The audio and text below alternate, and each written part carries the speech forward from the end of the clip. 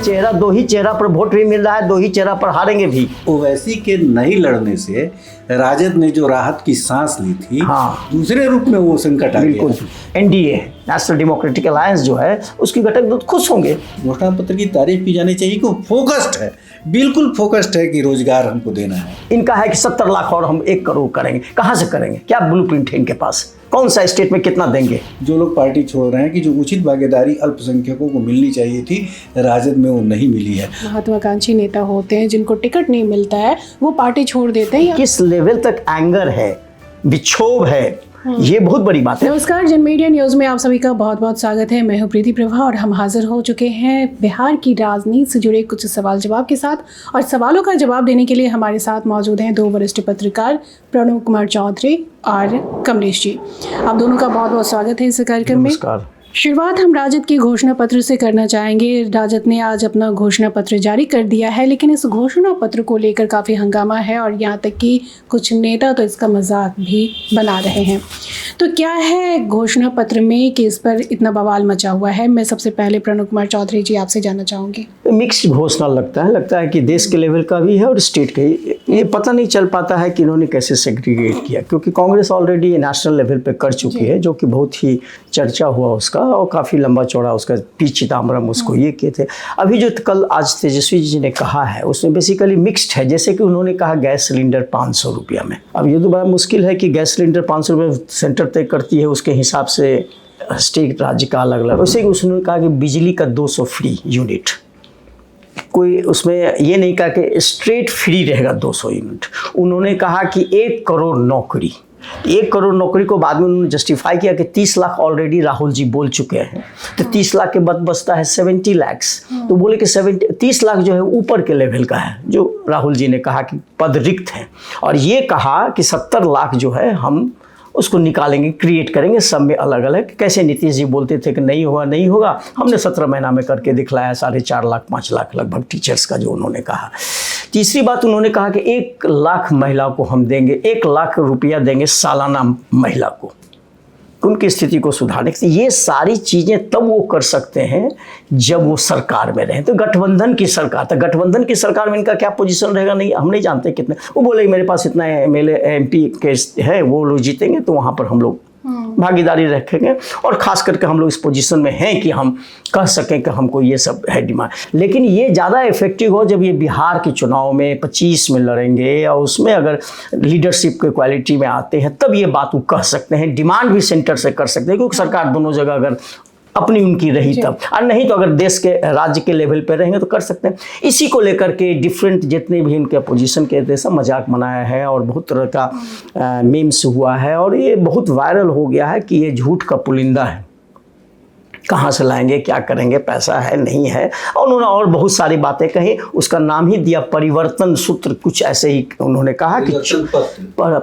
परिवर्तन पत्र, 24 परिवर्तन पत्र, तो 24 वचन, हाँ 24 वचन, तो 24 का इलेक्शन है तो 24 वचन हो गए। अब परिवर्तन का वो सारे आज प्रेस कॉन्फ्रेंस किया उन्होंने, सारे बड़े नेताओं के बीच में उन्होंने ये बात कही है, और इस पर बहुत तुरंत रिएक्शन आना शुरू हो गया। चाहे वो चिराग पासवान हो, चाहे जीतन राम मांझी हो, चाहे जदयू के नीरज कुमार हों, ये सारे लोगों ने उस पर, सम्राट चौधरी हो, सम्राट, सारे लोगों ने क्रिटिसाइज किया है कि ये क्लियर नहीं। उस पर उन्होंने जवाब भी दिया कुछ हल्का फुल्का, लेकिन हमको नहीं लगता है कि ये सवाल सेंटर और स्टेट के बीच का मामला है बहुत सारा। बाकी जो आप यहाँ कीजिएगा वो अलग है बजट के हिसाब से, जब आप सरकार में आइए। लेकिन तत्कालीन लोकसभा इलेक्शन में आप कैसे 70 लाख लोगों को चुनिएगा, कहाँ से कैसे देश के लेवल पे कीजिएगा, अगर 70 लाख भी करना है तो। जी कमलेश जी, मैं आपसे ये जानना चाहती हूँ, जिस तरह से प्रणव जी कह रहे हैं कि स्टेट में की बात और होती है और सेंटर की बात और होती है, सेंटर में आपकी सरकार बनेगी तब आप कर सकते हैं।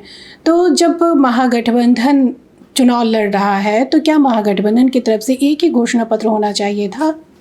बिल्कुल, होना तो यही चाहिए था कि महागठबंधन एक घोषणा पत्र जारी करता है, जिसमें महागठबंधन में शामिल सभी दलों के नेता बैठते और एक साझा घोषणा पत्र जारी होता है, जिसको मिनिमम जिसको प्रोग्राम कॉमन मिनिमम प्रोग्राम भी जिसको कहते हैं, तो ऐसा लगता है कि एक स्वर निकल रहा है, एक सुर निकल रहा है। अब हर पार्टी अपना अपना अलग घोषणा पत्र जारी कर रही है। महागठबंधन में जितनी भी पार्टियां हैं सबने अपना अपना घोषणा पत्र जारी किया है। कई जगहों पर तो दिखाई पड़ रहा है कि उनमें आपस में बहुत तरीके का विरोधाभास भी एक दूसरे के घोषणा पत्र में दिखाई पड़ रहा है। लेकिन अच्छा, कई बार मुझे ऐसा लगता है कि जैसे राजद के लोग खुद मुद्दा उठा के भाजपा के पास पकड़ा दे रहे हैं। जैसे कुछ मुद्दों की तरफ, कुछ बिंदुओं की तरफ प्रणव जी ने इशारा किया। जो इन्होंने घोषणा पत्र जारी किया, उसका कवर पर जो तस्वीर है सिर्फ 2 ही लोगों की तस्वीर है, लालू प्रसाद की और तेजस्वी यादव की। ऊपर छोटी छोटी तस्वीरें हैं जिसमें अंबेडकर जी और दुनिया तमाम की तस्वीरें हैं, लेकिन जो नीचे नेताओं की तस्वीर है उसमें सिर्फ लालू प्रसाद और तेजस्वी यादव की तस्वीर है। तो क्यों नहीं हो सकती? ये तो आरजेडी का घोषणा पत्र है ना, महागठबंधन का तो घोषणा पत्र है नहीं। आप तो यही तो संयुक्त रूप से घोषणा पत्र जारी किया जाता, उसमें आप बाकी नेताओं की तस्वीर की उम्मीद कर सकते थे, लेकिन ये तो सिर्फ आरजेडी ने जारी किया है। यही तो परिवारवाद का जवाब देने का मौका था। आप उसमें जगदानंद जी की भी तस्वीर लगा सकते थे, सिद्दीकी साहब की तस्वीर लगा सकते थे, आरजेडी के बाकी नेताओं की तस्वीर होनी चाहिए। लगता कि एक दल है। आप जो घोषणा पत्र भी जारी कर रहे हैं उसमें सिर्फ वही 2 लोगों की तस्वीर है। लेकिन एक अच्छी बात यह है कि यह पूरा का पूरा घोषणा पत्र जो केंद्रित है वो रोजगार पर केंद्रित है। वो कह रहे हैं कि हम 70 लाख पद नए सृजित करेंगे। कैसे सृजित करेंगे अब, लेकिन ये है कि वो रोजगार पर फोकस करेंगे, अग्निवीर को समाप्त करेंगे, जितने भी संविदा पर आधारित नौकरियां हैं जितनी भी सबको नियमित करेंगे। तो ये है कि पूरा का पूरा इस घोषणा पत्र का फोकस रोजगार पर है। और देखिए, ये युवाओं के हाथ में जब कमान आती है ना, तो ये चीज़ें दिखाई पड़ती है कि वो लोग बेसिक चीज़ों पर ध्यान देते हैं। और इस लिहाज से इस घोषणा पत्र की तारीफ की जानी चाहिए कि वो फोकस्ड है, बिल्कुल फोकस्ड है कि रोजगार हमको देना है, रोजगार पर बात करें। ये एक अच्छी बात मुझे लगी। लेकिन कमलेश की एक बात को हम कहेंगे कि अग्निवीर का जो मामला है और बाकी जितना उन्होंने रोजगार की बात कही, उनके हाथ में नहीं है। वो देश का कमान नहीं संभाल रहे हैं। अग्निवीर पूरा डिफेंस का मामला है। ये जो अग्निवीर का हुआ है 4 साल में आपकी नौकरी चली जाएगी, तो ये डिफेंस का मामला है। ये कह दिए रोजगार, ठीक है, तो हम भी कुछ कह दें। कहने का मतलब आप कुछ भी कह सकते हैं, कहने का तो कुछ है नहीं, लेकिन इसका आपने ब्लूप्रिंट तैयार नहीं किया। प्लस आपका कोऑर्डिनेशन नहीं है। जो आपके मेन अपोजिशन में आपके साथ जो घटक हैं कांग्रेस, उसका के साथ आपने एक तुलनात्मक करके एक कॉमन रखते तो बात समझ में आती। वो कुछ बोल रहा है, आप कुछ बोल रहे हैं, तो इस स्थिति में लगता है कि बचकानापन है। कोई एक ब्लूप्रिंट तैयार नहीं हुआ है। जो इनके थिंक टैंक हैं राजद के, उन्होंने कांग्रेस को देख करके नहीं बनाई है, ये अपना अलग से एक बनाया है जिसमें कि स्टेट और सेंटर का है। जैसे कि ये जो डिफेंस का मामला, ये इनके हाथ में नहीं है ना, ये पूरा मामला सेंटर का है। या और भी जो इन्होंने कहा, तो वो सवाल नहीं है कि ये स्टेट का, ये कह सकते थे जब जो स्टेट का था। लेकिन अभी जो है सेंटर में इनका क्या पोजीशन होगा? ये प्राइम मिनिस्टर कैंडिडेट तो है नहीं कि ये बात को कह सकें, क्योंकि अभी तो कोई नहीं कुछ कह सकता है। कांग्रेस कहती तो एक बात समझ में, तो कांग्रेस दूसरी तरह की चीज़ बोली है, वो एमएसपी पे बोली है, ईवी एमएसपी पे बोल रहे हैं। ये भी तो हो सकता है ना कि ये कहने की कोशिश भी की जा रही है कि हम महागठबंधन की सरकार में हम इस तरह की मांग करके हम नहीं, वो नहीं कर रहे हैं, क्योंकि राहुल गांधी ने 30 लाख का बात कहा कि 30 लाख सेंट्रल गवर्नमेंट में खाली है जो कि वैकेंट है, वो हम करेंगे। इनका है कि 70 लाख और हम 1 करोड़ करेंगे। कहाँ से करेंगे? क्या ब्लूप्रिंट है इनके पास? कौन सा स्टेट में कितना देंगे, किसको देंगे? फिर आरक्षण नीति है, आरक्षण नीति बिहार में है 75% रिजर्वेशन, कैसे आप तुलनात्मक कीजिएगा? रोजगार को लेकर 2020 के विधानसभा चुनाव में भी जिस तरह से आरजेडी की घोषणा पत्र में इस बात का जिक्र किया गया था कि हम 10 लाख नौकरी देंगे, उसमें बीजेपी की तरफ से आया था कि हम 20 लाख नौकरी देंगे। लेकिन ये सवाल करने वाले भी तो 20 लाख नौकरी का वादा कर गए तो तभी टाइम है, क्योंकि इस बीच में नीतीश कुमार चेंज कर गए ना, किया ना इसको। तो आरजेडी ने पूरा ब्लूप्रिंट तैयार करके बताया कि हम कैसे और कहां से रोजगार देंगे। एग्जैक्टली, तो बिहार गवर्नमेंट का इंटरनल मामला था ना, कार्मिक विभाग से पता लगा। लेकिन अगर आप 70 लाख दीजिएगा तो देश में दिल्ली में क्या है, मध्य प्रदेश में क्या है, राजस्थान में क्या है, झारखंड में क्या है, यूपी में क्या है, ये आपको तो रोस्टर देखना पड़ेगा ना। जो आप आरक्षण की बात कर रहे हैं, यहाँ सब ज्यादा है, 75% है, तमिलनाडु में भी है, अब कर्नाटक में देना है, तो इसको आप कैसे कह रहे हैं? किस बेसिस पर? आपके पास क्या स्टैटिस्टिक्स है? जी, यानी घोषणा पत्र को लेकर कमलेश जी का कहना है कि युवा के हाथ में, जब युवाओं के हाथ में कमान होती है तो बेसिक मुद्दे पे बातचीत होती है और उसी तरह के वादे भी किए गए। युवा ठगा हुआ महसूस करता है। आप क्रिटिसाइज कर रहे हैं क्रिटिसाइज कि नहीं, वो ओहो, रोजगार लाएंगे कहाँ से? कंक्लूड नहीं करना है मेरा, ये कहना है कि बिना ब्लूप्रिंट तैयार किए इन्होंने घोषणा कर दी, क्योंकि जल्दी में कर रहा था कि समय नजदीक आ रहा है, अब फर्स्ट फेज आ रहा है। जी, तो रोजगार को लेकर हम आगे भी बात करेंगे, लेकिन उसमें जो तस्वीर का जिक्र इन्होंने की है कि तस्वीर में सिर्फ लालू प्रसाद यादव और तेजस्वी यादव दिख रहे हैं, इसमें सब जगह है। तो क्या परिवार पर ही फोकस होता जा रहा है? और यही वजह है कि आरजेडी के वरिष्ठ नेता, कई कद्दावर नेता पार्टी को छोड़ने के लिए तैयार हो गए। बिल्कुल, छोड़ दिए तो कद्दावर क्या, छोड़ रहे हैं नहीं है, छोड़ चुके जी। और छोड़ के एक आदमी तो ज्वाइन कर लिया जदयू भी। अशफाक करीम जो है ना कटिहार के, जो मेडिकल कॉलेज, जो अभी राज्यसभा एमपी थे राजद के, तो उनको होप था कि कटिहार का सीट मिलेगा, क्योंकि उनका टर्म अभी रिन्यू नहीं हुआ, तो उस बेस उनको था। लेकिन आज वो बहुत दुखी मन से रोते हुए, सब कुछ करते हुए कहीं ठगाव महसूस करते हैं और बोले कि 90% मुसलमान राजद को वोट देता था और उन्होंने आज सदस्यता ले ली जदयू की और बोले कि अब वो जदयू में वोट देंगे, जैसा उनका क्लेम था। एक कद्दावर नेता थे कटिहार के रीजन के, एक बहुत प्रभावशाली और बहुत ये थे। दूसरी बात, सरफराज वो भी फॉर्मर एमपी थे, उन्होंने तो जो स्थिति की है कि भाई वो भी अब लगता है, और वो भी हमको लगता है कि चुनाव इंडिपेंडेंट लड़ने की बात करें, वहाँ से प्रेशर पड़ रहा है कि आप चुनाव में लड़िए इंडिपेंडेंट।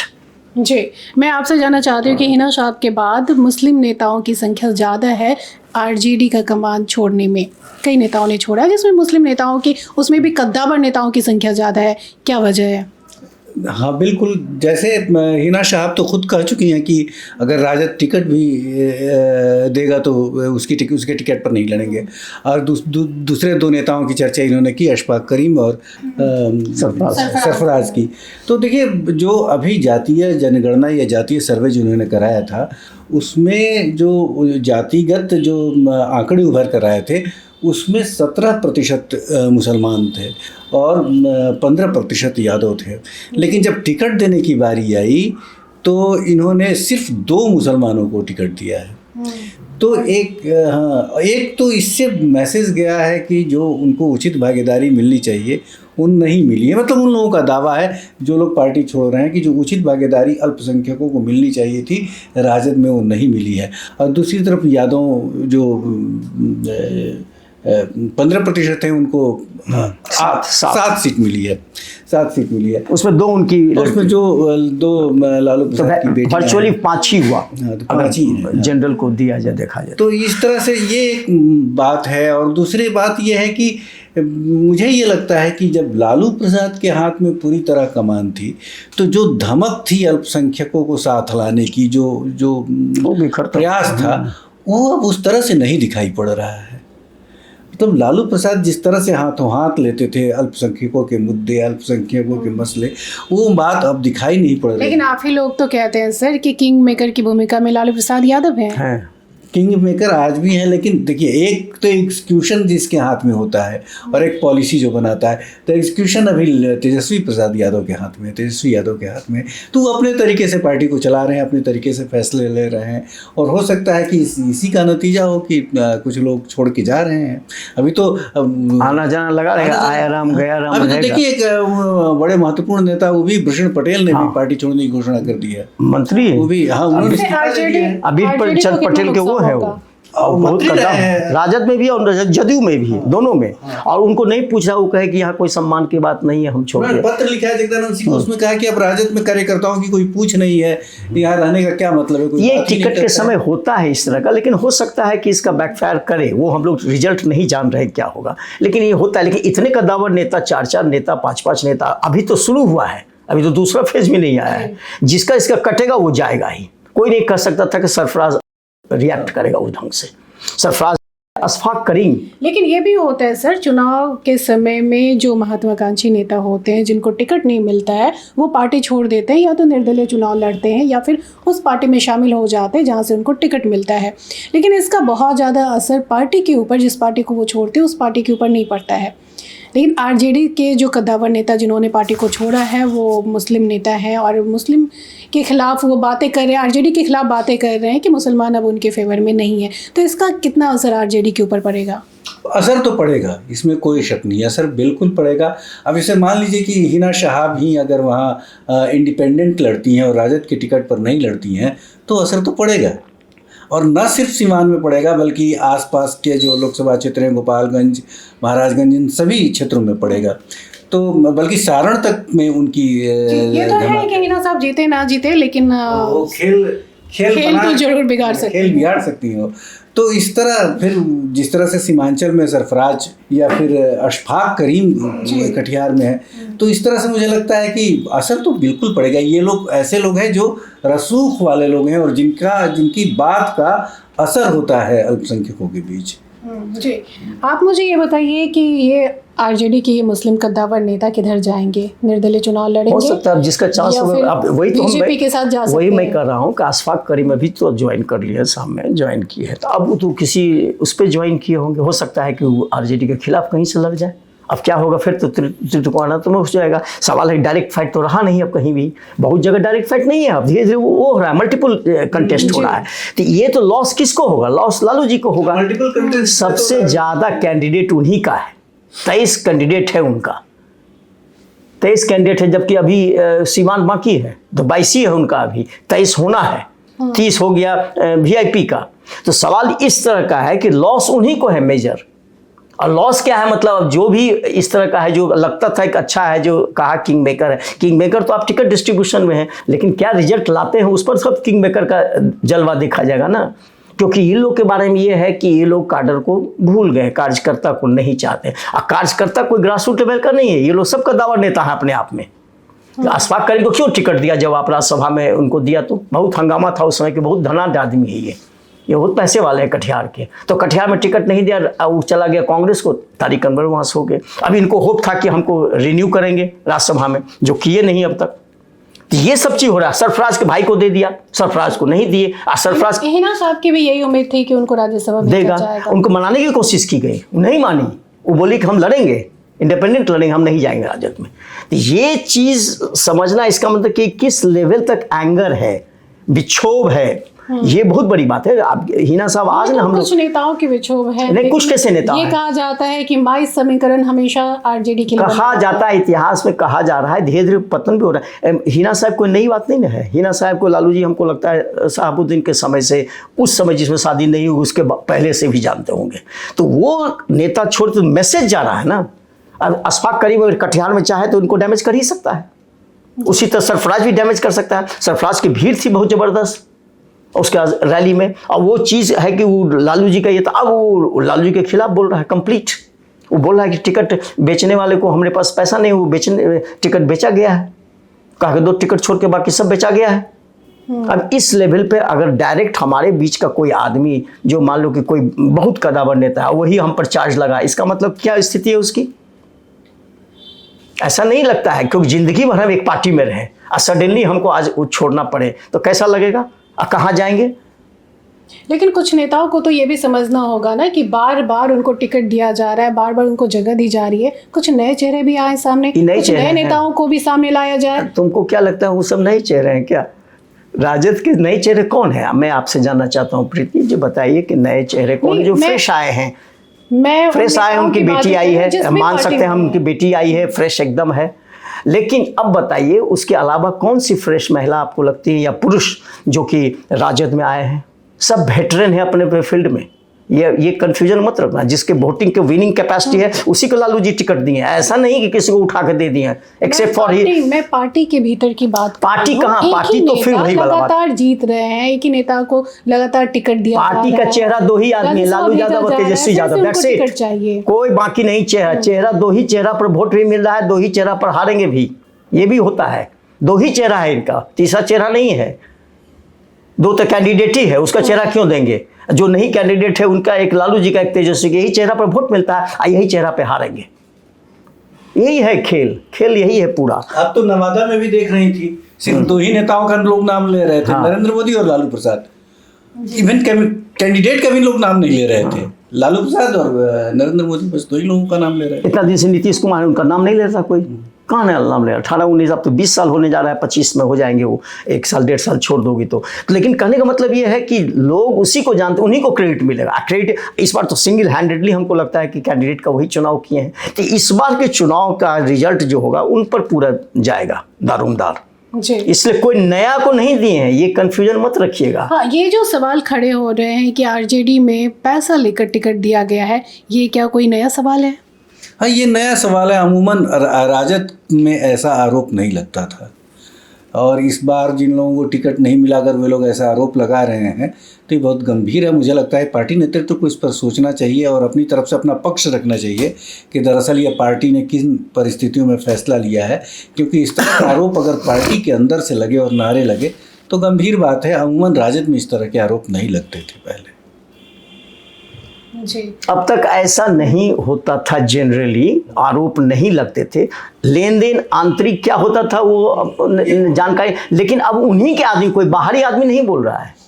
ये अशफाक बोल रहे हैं, ये सरफराज बोल रहे हैं, ये बाकी लोग जो छोड़ के जा रहे हैं, तो वो लोग एहसास के तब बोल रहे हैं। कोई बाहर का आदमी नहीं बोल रहा है, कोई भाजपा का आदमी नहीं बोल रहा है, ये बोल रहा है उन्हीं के पार्टी के अंदर के लोग। तो ये बहुत बड़ी बात है। प्लस ये क्या करते थे, क्या करते, वो आरोप है ही, आरोप शुरू से, जैसे कमलेश ने कहा, ऐसी बात नहीं है, आरोप बहुत है शुरुआती दौर से भी कि बिना उसके आप डील नहीं होता है, जो भी है। और लोग कहा भी, पब्लिकली कहा भी, इनके बारे में कहा और चिराग के बारे में तो कहा ही नहीं। मैं राजद के बारे में कह रहा हूं कि राजद में कभी इस तरह का आरोप ओपनली नहीं होता था। कोई आरोप नहीं लगा था। ये आरोप लगा है उन्हीं के पार्टी के द्वारा, कार्यकर्ता के, और जिसको ये टिकट- भी होता है कि पार्टी के भीतर अंदरूनी कलह अगर बढ़ जाता है तो किसी न किसी रूप में तो बाहर आता ही है, और इसका खामियाजा बिल्कुल। पार्टी को भुगतना पड़ता है, और ये कांग्रेस ने सबसे ज़्यादा इसका खामियाजा भुगता है।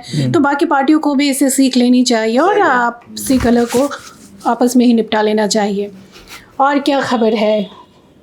खबर यही है कि रोने का सिलसिला जारी है, और रुदाली जो है वो जैसा कि मैंने कहा था पहले भी कि जैसे जैसे फेज बढ़ता जाएगा रुदाली होता जाएगा, क्योंकि एक अच्छा एक हथकंडा और एक हथियार हो गया कैंडिडेट के लिए कि जिसको टिकट नहीं मिला वो रोता है और रो रो के अपनी बातों को कहता है। आज फिर वही देखने को कल मिला। सरफराज एक सभा में बोल रहे थे और भरी सभा में उन्होंने पूरे आंसू टपकाए, फूट फूट कर रोए, और उसी फूट फूट कर रोने में सारी बातें कह दी कि लालू जी कैसे हैं, हमको पीछे से छुरा मारा है। और उन्होंने भी ये आरोप लगाया कि पैसे लेने की बात की, मुझे साथ है, मैं उनके साथ रहा हूँ, मुझे कैसे ये हो गए, पार्टी में कार्यकर्ता का जो भी होता है एक टिकट उन्हीं के भाई को मिला है। हाँ, टिकट उन्हीं के भाई को मिला है। उससे मतलब नहीं है, मतलब ये कि उनको मिलना था, कहे कि हम असल तस्लीमुद्दीन का हम ही ये है, लिगासी है, तो नहीं दिए। लालू जी सोचे होंगे कि ये नहीं इफेक्टिव है। उसके बाद जो वो रोने लगे तो उनको एक आदमी उतर के उनको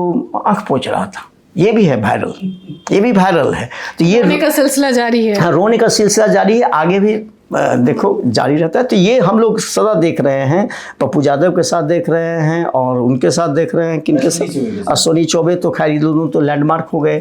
उसका तीसरा आज ये भी वायरल है समूचे सोशल मीडिया में कि कैसे सरफराज अहमद रो दे। तो उनका रोना उस मैसेज जा रहा है अररिया में पूरा। तो ये होता ना एक छोटा सा चंक, मान लो 1/4 ही होगा वोट का, इनके अगर खिलाफ जाएगा तो इनको तो घाटा होगा, आज इनको घाटा होगा। अगर उसका एक पोर्शन भी कट गया तो इनके साथ तो ये होगा। अब भीतर घात करने वाला तो ऐसे भी है, लेकिन ये तो ओपन आ गए।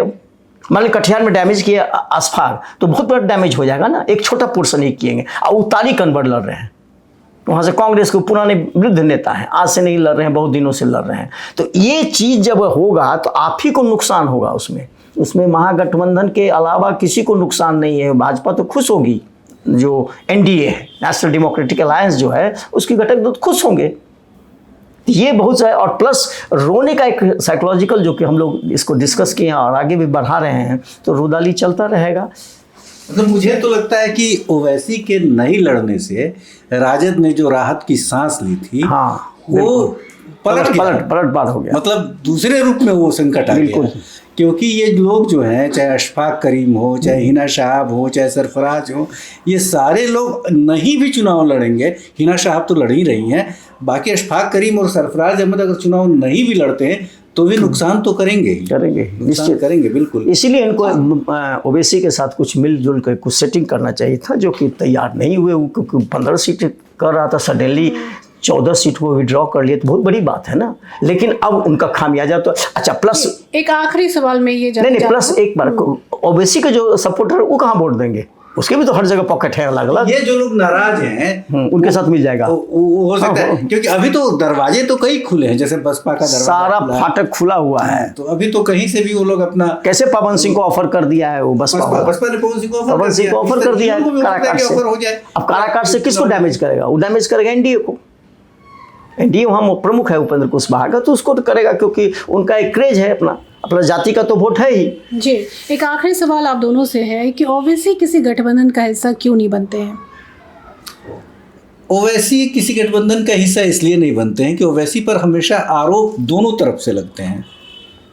अब जैसे महागठबंधन के लिए संकट है कि जहाँ से ओवैसी चुनाव लड़ते हैं वहाँ बीजेपी की जीत वो लोग मानते हैं कि ये बीजेपी की बी टीम माना बीजेपी की बी टीम, क्योंकि जाहिर है कि वो थोड़ा एक तो जो अल्पसंख्यकों का ध्रुवीकरण वो करते हैं तो उसके जवाब में भी ध्रुवीकरण हो जाता है। तो इससे उन लोगों को लगता है कि, और एक बराबर कांग्रेस के नेता ये कहते भी हैं कि जिस क्षेत्र में भी, जिस राज्य में भी भाजपा कमज़ोर होती है वहाँ ओवैसी की पार्टी पहुँच जाती है। तो इसलिए मुझे लगता है कि किसी गठबंधन में वो शामिल नहीं हो पाते। बंगाल में गठबंधन में वो शामिल होने की बात थी उनकी, लेकिन वो आखिर में वो गठबंधन टूट गया। तो अब दरअसल ये है कि जब भाजपा को हराने का जब मंसूबा हो तो उसमें ओवैसी का जो फैक्टर है वो किसी भी गठबंधन के लिए बहुत सटीक नहीं माना जा रहा है। क्योंकि बंगाल चुनाव की बात आप कर रहे हैं तो बंगाल में फुरफुरा शरीफ से रईस ज़्यादा खड़े हुए थे ओवैसी की पार्टी से, बाद में गठबंधन उन्होंने तोड़ लिया था, लेकिन बहुत अच्छा रिजल्ट नहीं हुआ। हाँ, तो गठबंधन टूटा ना हो, गठबंधन टूट गया था, और इसीलिए मुझे लगता है कि कहा यही वहाँ भी तो यही कहा जा रहा था कि चूंकि भाजपा को मजबूत करने के लिए ओवैसी वहाँ चले गए हैं। तो मुझे ये लगता है कि एक तो पहली बात तो ये है कि ओवैसी की जो पार्टी है अभी भी मुख्यतः हैदराबाद की ही पार्टी मानी जाती है, हैदराबादी पार्टी ही मानी जाती है।